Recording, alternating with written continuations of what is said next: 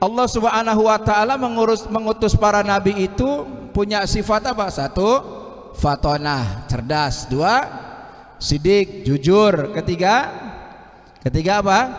Tabligh, menyampaikan. Dan yang keempat adalah amanah. Nah, ada ungkapan-ungkapan yang kalau secara zahir terkesan Nabi Ibrahim berdusta, terkesan Nabi Ibrahim berbohong. Nah, ini perlu kita bahas supaya kita tidak salah sangka, karena nggak boleh sampai kita meyakini bahwasanya Nabi Ibrahim berdusta, Nabi Ibrahim berbohong, padahal sifat wajib bagi Nabi itu ada 4 dan mustahil para nabi termasuk Nabi Ibrahim berdusta atau berbohong. Na'udzubillah min dzalik. Apa ungkapan itu diantaranya?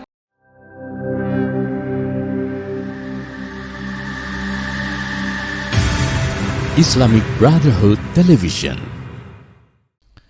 Assalamualaikum warahmatullahi wabarakatuh. Bismillah walhamdulillah wassalatu wassalamu ala rasulillah Sayyidina wa maulana Muhammad ibn Abdillah wa ala alihi wa sahbihi wa mawalah. Bismillahi ma sya'allah la quwwata illa billahi ma sya'allah. Bismillahi ma sya'allah ma kana min ni'matin fa minallahi ma sya'allah. Bismillahi ma sya'allah la yasukul khaira illallahu ma sya'allah. Bismillahi ma sya'allah la ya'ti bil hasanati illallahu ma sya'allah. Bismillahi ma sya'allah la hawla wa la quwwata illa billahil aliyyil azim. Allahumma anfa'na bima 'allamtana wa 'allimna ma yanfa'una. Allahumma zidna ilma warzuqna fahma wa atina hikmah. Allahumma barik lana fi majlisina hadha.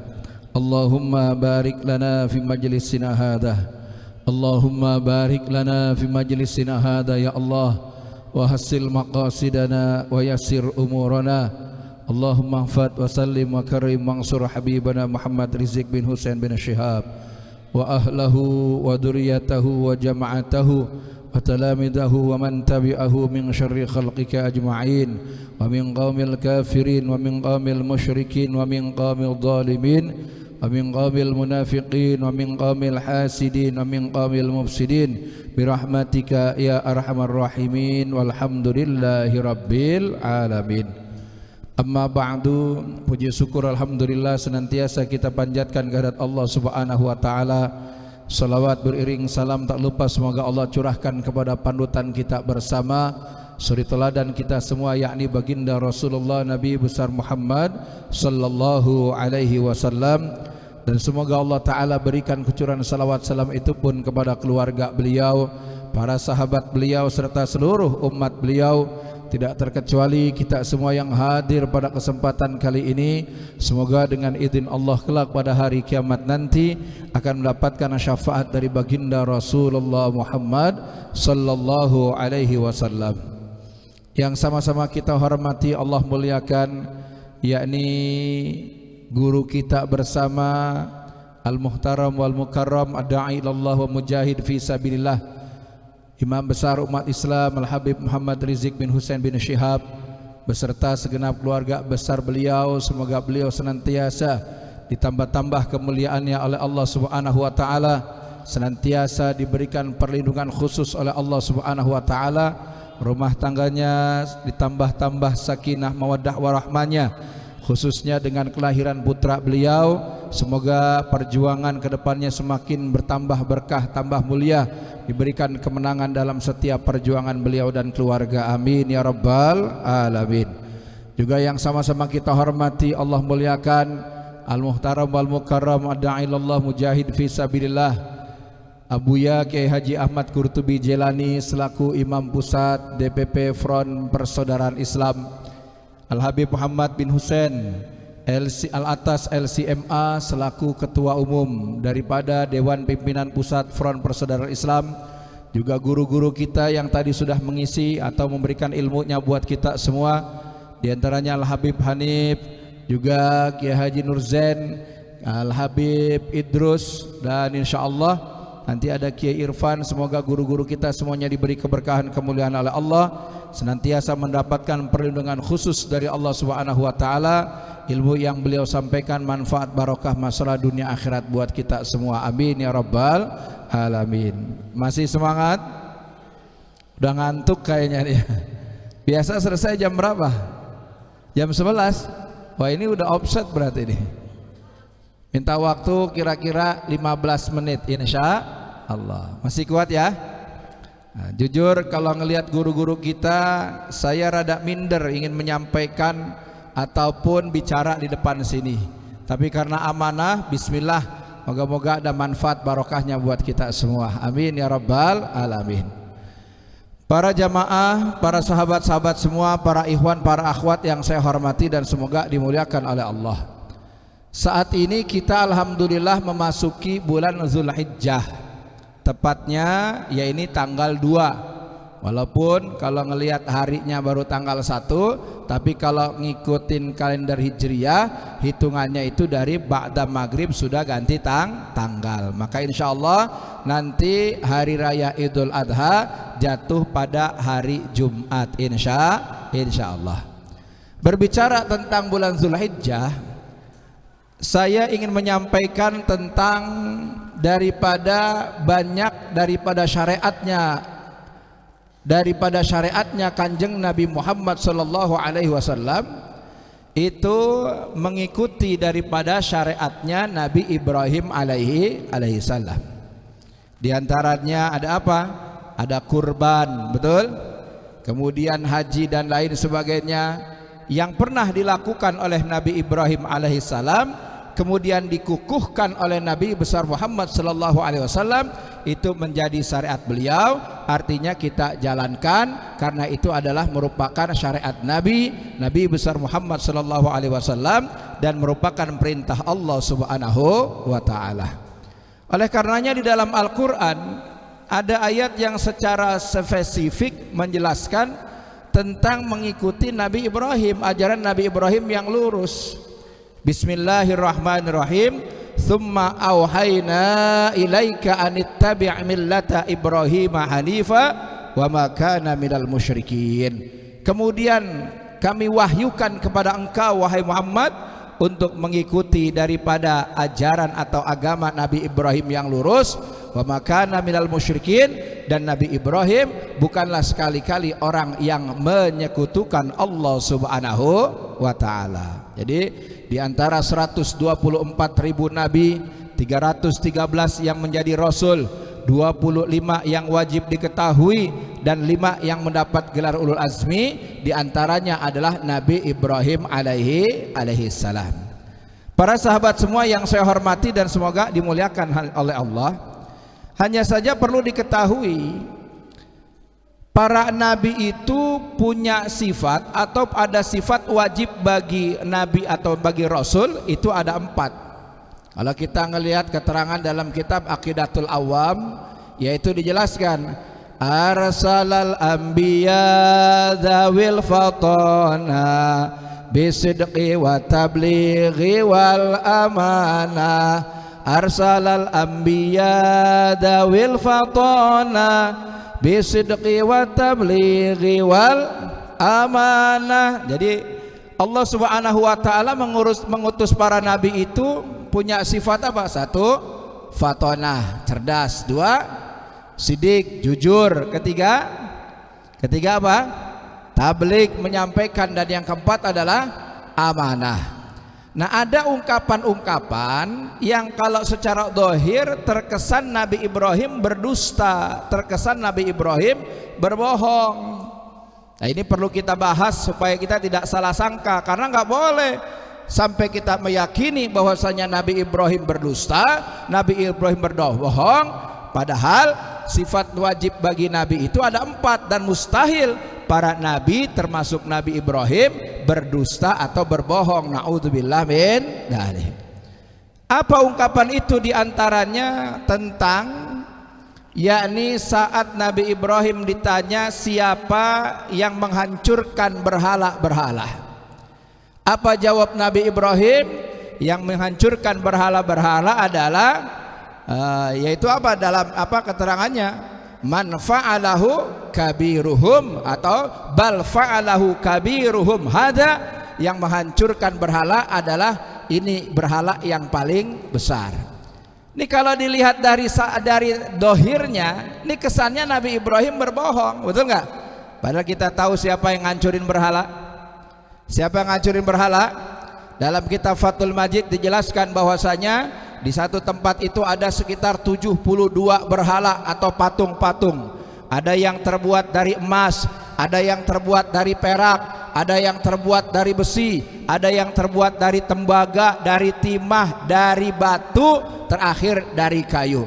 Semuanya itu dihancurkan oleh Nabi Ibrahim alaihissalam kecuali patung yang paling besar yang dihiasi permata, matanya dari yakut, luar biasa, tidak dihancurkan oleh Nabi Ibrahim. Bahkan kampaknya Nabi Ibrahim ditaruh di lehernya. Nabi Ibrahim gak ngancurin patung besar ini bukan karena Nabi Ibrahim cinta sama tuh patung, bukan karena tuh istimewa patung, tapi apa? Tapi Nabi Ibrahim hendak apa? Hendak meledek daripada orang-orang di sana. Seandainya orang-orang itu bertanya, lima kanat haula'i maksuratan wa anta sahihun. Jadi ditanya kenapa yang lainnya pada hancur tapi patung ini tidak hancur. Makanya orang-orang saat itu Namrud dan kaumnya bertanya, man hada man fa'alahu hada taksiro bi alihatina innahu laminadz zalimin. Apa kata mereka? Siapa yang menghancurkan daripada Tuhan-Tuhan kami ini? Sungguh mereka adalah orang-orang yang zalim. Jadi tanya nggak bisa jawab, dipanggil siapa yang menghancurkan? Ternyata yang menghancurkan Nabi Ibrahim.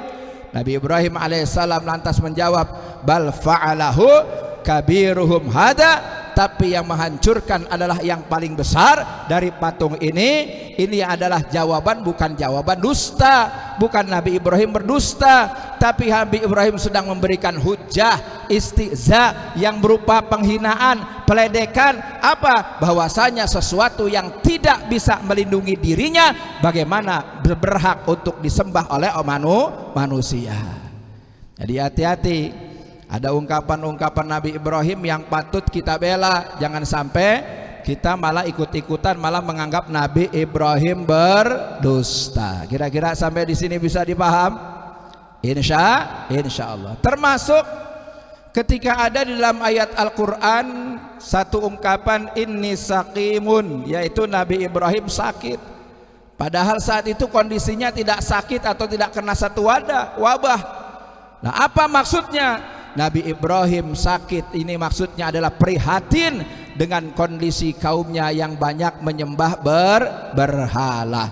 Yang ketiga, tuduhan terhadap Nabi Ibrahim tentang bahwasanya Nabi Ibrahim dianggap berdusta adalah ketika istri Nabi Ibrahim dikatakan oleh Nabi Ibrahim ini adalah saudara perempuannya. Kenapa? Karena saat itu ada raja yang zalim, raja yang lalim. Kalau ini dikatakan istri Nabi Ibrahim, pasti niscaya perempuan atau istri Nabi Ibrahim ini akan diambil oleh raja yang zalim tersebut. Tapi dengan dikatakan ini adalah saudaranya, maka alhamdulillah selamat dengan pertolongan Allah Subhanahu wa taala. Maksudnya saudara seiman dan saudara daripada paman Nabi Ibrahim alaihissalam. Jadi tepatlah apa yang disampaikan oleh di dalam kitab Aqidatul Awam, bahwasanya para nabi itu memiliki sifat wajib, diantaranya adalah jujur atau benar. Jangan sampai kita ragu sedikit pun tentang kebenaran hal itu. Selanjutnya, hadirin jamaah yang saya hormati dan semoga dimuliakan oleh Allah, ada kisah tauhid yang lain tentang daripada kisah Nabi Ibrahim dan Nabi Ismail alaihissalam. Sebagaimana kita tahu Allah Subhanahu wa taala memerintahkan kepada Nabi Ibrahim alaihissalam untuk menyembelih Nabi Ismail alaihissalam. Betul tidak? Siapa yang perintahkan Nabi Ibrahim untuk menyembelih Nabi Ismail? Allah. Allah perintahkan kepada Nabi Ibrahim untuk menyembelih Nabi Ismail. Tapi kehendak Allah, saya mau tanya, kehendak Allah, Allah menghendaki enggak wafatnya Nabi Ismail?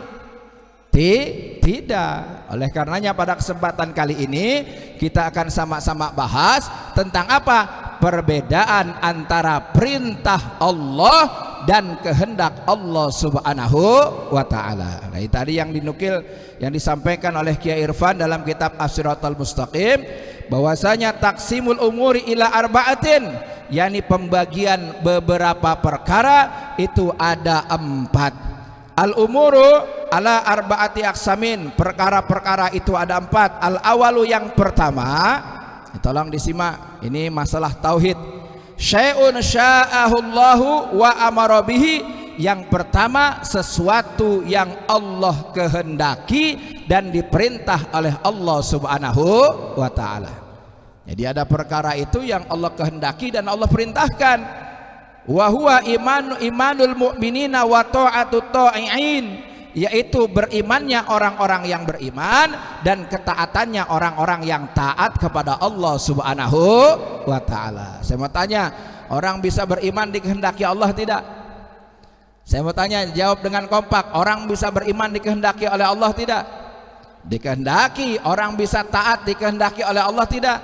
Dikehendaki. Kemudian apa? Beriman, supaya beriman diperintah oleh Allah tidak? Diperintah. Supaya taat diperintah oleh Allah tidak? Diperintah. Berarti imannya orang-orang yang beriman, taatnya orang-orang yang taat adalah perkara yang dikehendaki oleh Allah dan diperintah oleh Allah Subhanahu wa taala. Yang kedua, wasani syai'un sya'ahullahu wa lam ya'mur bih. Yang kedua adalah sesuatu yang Allah kehendaki tapi tidak diperintah oleh Allah. Nah, ini dia nih. Sesuatu yang Allah kehendaki karena segala sesuatu yang terjadi di alam semesta ini, di bumi ini semuanya, di langit bumi ini kepada diri kita selain kita, semuanya atas kehendak Allah Subhanahu wa taala. Nah, perkara yang kedua, Allah kehendaki tapi tidak diperintah oleh Allah Subhanahu wa taala. Apa itu? Wa huwa isyanul usati wa kufrul kafirina, yaitu kemaksiatannya orang-orang yang berbuat maksiat dan kekufurannya orang-orang yang kafir. Saya mau tanya, orang-orang maksiat kehendak Allah bukan? Kehendak Allah bukan? Kehendak Allah. Tapi diperintah enggak suruh maksiat? Enggak. Oleh karenanya illa annallaha la yuhibbul kufra ma annahu khalaqahu bimasyiatih wa la yardahu li ibadih. Oleh karenanya Allah tidak suka dengan kemaksiatan, enggak redha dengan kemaksiatan, meskipun kemaksiatan yang terjadi adalah atas kehendak Allah Subhanahu wa taala. Dalam ayat dijelaskan wala yarda li ibadihil kufra, Allah tidak redha kepada hamba-hambanya yang kufur. Jadi kemaksiatan yang dilakukan oleh orang-orang maksiat, kekufuran yang dilakukan oleh orang-orang yang kafir adalah merupakan kehendak Allah tapi bukan perintah Allah Subhanahu wa taala. Kira-kira akalnya nyambung nggak nih? Nyambung nggak? Main nyambung aja. Kalau yang tadi mungkin enak ya, sesuatu dikehendaki Allah, diperintah Allah, nyambung. Ini dikehendaki Allah tapi nggak diperintah. Betul nggak? Betul tidak? Seperti tadi kemaksiatan, kok bisa ya? Kemaksiatan Allah kehendaki tapi nggak diperintah.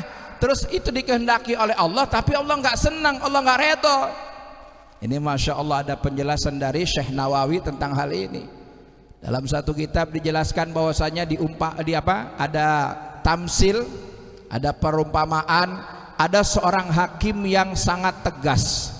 Ada seorang hakim yang sangat adil luar biasa. Hadirin jamaah rahimakumullah, suatu ketika yang bikin masalah, yang bikin salah adalah anak kesayangannya.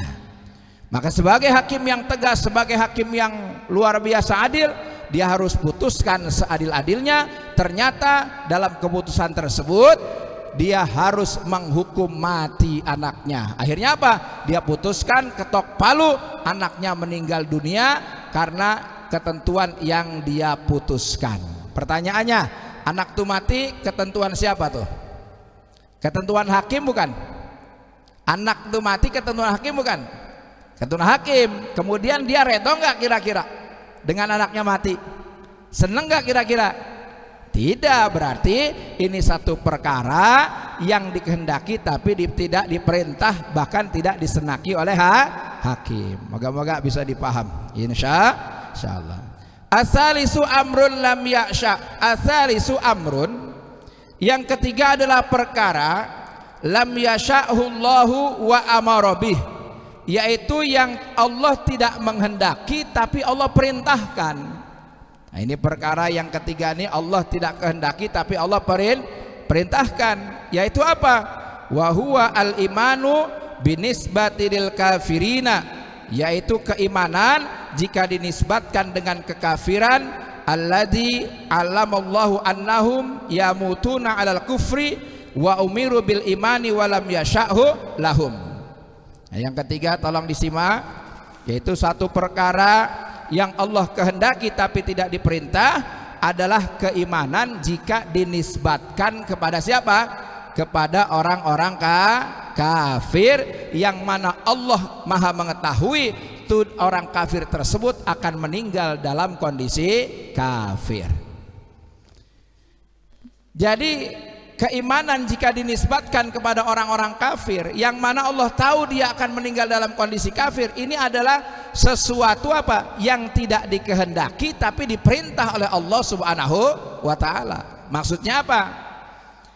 Orang-orang kafir seperti Fir'aun, saya mau tanya, Fir'aun Allah tahu nggak kalau Fir'aun meninggalnya bakal kafir? Tahu nggak? Tahu. Tapi Allah perintahkan nggak kepada Nabi Musa alaihissalam untuk dakwah, untuk menyampaikan kebenaran kepada Fir'aun? Diperintahkan. Tapi Allah menghendaki nggak keimanan kepada Fir'aun? Tidak. Berarti ini perkara Allah tidak menghendaki tapi diperintah oleh Allah Subhanahu wa taala. Ar-rabi'u, yang keempat, amrun lam yasha'hu wa lam ya'mur bihi, yaitu perkara yang tidak diperintah dan yang tidak dikehendaki oleh Allah dan juga tidak diperintah oleh Allah Subhanahu wa taala. Wa huwa al-kufru binisbati lil anbiya'i wal malaikah, yaitu kekufuran jika dinisbatkan kepada para nabi dan para malaikat. Saya mau tanya, para nabi dikehendaki tidak untuk menjadi kufur? Tidak. Para malaikat? Tidak. Kemudian diperintah enggak untuk kufur? Tidak. Para malaikat diperintah enggak untuk kufur? Tidak. Berarti ini masuk perkara yang keempat, yaitu sesuatu yang Allah tidak kehendaki dan tidak perintah. Nah, saya mau tanya nih, kasus yang tadi terjadi pada Nabi Ibrahim kira-kira masuk poin yang mana? Allah perintahkan tapi tidak Allah kehendaki. Masuk yang mana kira-kira tuh? Yang kedua apa yang ketiga? Yang ketiga, yaitu amrun lam yasha'hullahu wa amara bihi. Allah perintahkan kepada Nabi Ibrahim untuk menyembelih Nabi Ismail, tapi Allah tidak menghendaki pembunuhan kepada Nabi Ismail. Oleh karenanya, wa man kana mu'minan bil Qur'anil Karim, barang siapa yang beriman dengan Al-Qur'an yang mulia, fal yaqif inda qaulihi ta'ala la yus'alu amma yaf'alu wa hum yus'alun, maka hendaklah dia tunduk pada firman Allah Subhanahu wa taala. Allah tidak ditanya terhadap apa yang Allah perbuat, tapi merekalah yang ditanya. Fala yuqalu kaifa yu'adzibu al-usata ala ma'asihim allati sya'a wuqu'aha minhum fil akhirah. Maka tidak boleh ditanyakan di dalam akhirat bagaimana Allah menyiksa daripada orang-orang yang berbuat maksiat, padahal maksiat itu adalah atas ketentuan Allah Subhanahu wa taala. Allah tidak ditanya atas apa yang Allah perbuat, tapi merekalah yang ditanya, kitalah yang ditanya tentang apa yang kita lakukan di dalam dunia ini. Moga-moga jadi ilmu tambahan bermanfaat buat kita tentang kisah Nabi Ibrahim. Ada satu pelajaran tauhid di mana apa? Di mana ada satu perintah Allah tapi tidak dikehendaki oleh Allah Subhanahu wa taala. Itu saja yang bisa disampaikan. Kurang lebihnya mohon maaf. Yang benar, yang baik datangnya dari Allah. Yang salah, keliru, khilaf karena kebodohan, kekurangan diri saya, semoga Allah ampuni dosa saya dan dosa kita semua. Kita tutup dengan alhamdulillah, alhamdulillahirabbil alamin. Basmalah, bismillahirrahmanirrahim. Sallu ala nabi Muhammad. Hadanallahu wa iyyakum ajma'in. Ihdinas siratal mustaqim, siratal anbiya wal mursalin. Assalamualaikum warahmatullahi wabarakatuh.